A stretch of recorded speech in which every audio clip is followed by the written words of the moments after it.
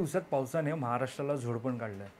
मराठवाड्यातील बीड, लातूर, नांदेड, हिंगोली, धाराशिव, संभाजीनगर यासह कोकणातील रत्नागिरी, सिंधुदुर्ग, रायगड, पश्चिम महाराष्ट्र, पुणे, सातारा, सोलापूर, विदर्भातील अमरावती, वर्धा, उत्तर महाराष्ट्रातील नाशिक येथे जोरदार पाऊस पडला।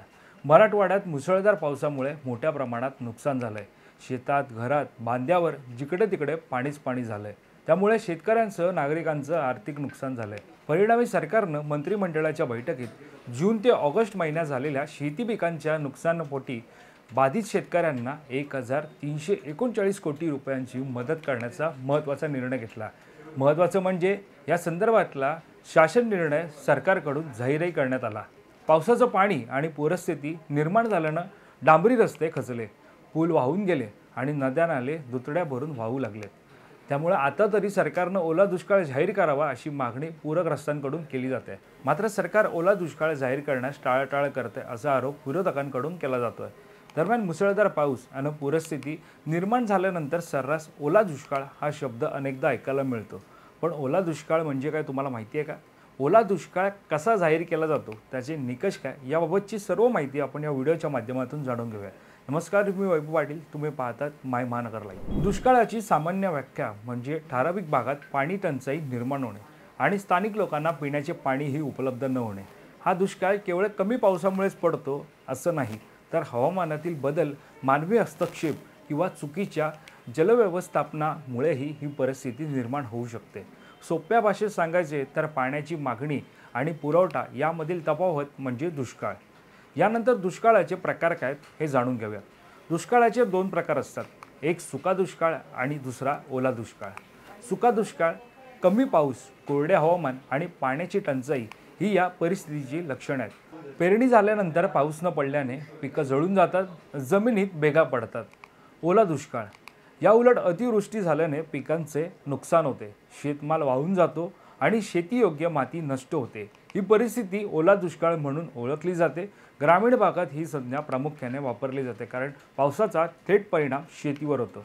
आता जाणून घेऊयात ओल्या दुष्काळाची व्याख्या आणि निकष काय। ओला दुष्काळ ही कोरड्या दुष्काळाच्या विरुद्ध परिस्थिती आहे। ठराविक भागात सातत्याने व अतिप्रमाणात पाऊस पडल्यामुळे शेती व शेतमालाचे मोठे नुकसान झाल्यास त्या परिस्थितीला ओला दुष्काळ म्हणतात।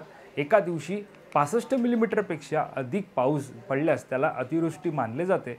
जर त्या अतिवृष्टीमुळे 33% अधिक पिकांचं नुकसान झालं तर तो भाग ओला दुष्काळग्रस्त म्हणून घोषित करण्यात येतो। जर त्या अतिवृष्टीमुळे 33% अधिक पिकांचं नुकसान झालं तर तो भाग ओला दुष्काळग्रस्त म्हणून घोषित करण्यात येतो। भारतात कोणत्याही प्रकारचा दुष्काळ जाहीर करण्याचे अंतिम अधिकार राज्य सरकारकडे असतात आणि ते केंद्र सरकारच्या मार्गदर्शक तत्वांनुसार निर्णय घेतात। ओल्या दुष्काळाचे आता निकष काय जाणून घेऊया।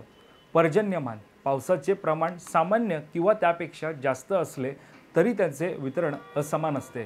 जर पाऊस कमी कालावधीत खूप पडला आणि नंतर दीर्घकाळ पाऊस नसेल तर पिकांना गरजेच्या वेळी पाणी मिळत नाही, किंवा दीर्घकाळ पाऊस न पडता ठराविक काळात भरपूर पाऊस पडला तरी पिकांचं नुकसान होतं। पिकांचं नुकसान, पाण्याच्या असमान वितरणामुळे पिकांचं नुकसान झाल्यास हा ओला दुष्काळाचा महत्त्वाचा निकष असतो। जमिनीतील ओलावा, जमिनीतील ओलाव्याचे प्रमाण निश्चित मर्यादेपेक्षा अधिक असल्यास ओला दुष्काळ जाहीर केला जातो। याचे मूल्यांकन माती परीक्षण आणि सेन्सर्सद्वारे केलं जातं। हवामान आणि स्थानिक परिस्थिती, स्थानिक हवामानाचा अभ्यास जसे की पावसाचा कालावधी, तीव्रता आणि वितरण, विशिष्ट भागातील शेती पद्धती, मातीचा प्रकार आणि पिकांचे प्रकार याचा विचार केला जातो। सरकारी मूल्यांकन, राज्य सरकार आणि केंद्र सरकारच्या दुष्काळ व्यवस्थापन मार्गदर्शक तत्वांनुसार स्थानिक प्रशासन, कृषी विभाग आणि हवामान खात्याच्या अहवालांच्या आधारे ओला दुष्काळ जाहीर केला जाऊ शकतो। सामान्यतः ओला दुष्काळ जाहीर करण्यासाठी पिकांच्या नुकसानीचे प्रमाण, पाण्याची पातळी आणि सामाजिक आर्थिक परिणाम यांचे सर्वसमावेश विश्लेषण आवश्यक असते। शासनाच्या नियमावलीनुसार ओला दुष्काळ वेगळ्या पद्धतीने जाहीर करण्याची अधिकृत तरतूद नाही। शासन प्रामुख्याने अतिवृष्टीग्रस्त किंवा पूरग्रस्त भाग जाहीर करून मदत वितरित करतं। त्यामुळे ओला दुष्काळ हा शब्द प्रचलित असला तरी प्रत्यक्षात सरकार त्याऐवजी आपत्ती व्यवस्थापनाच्या तरतुदी अंतर्गत मदत वाटप करते।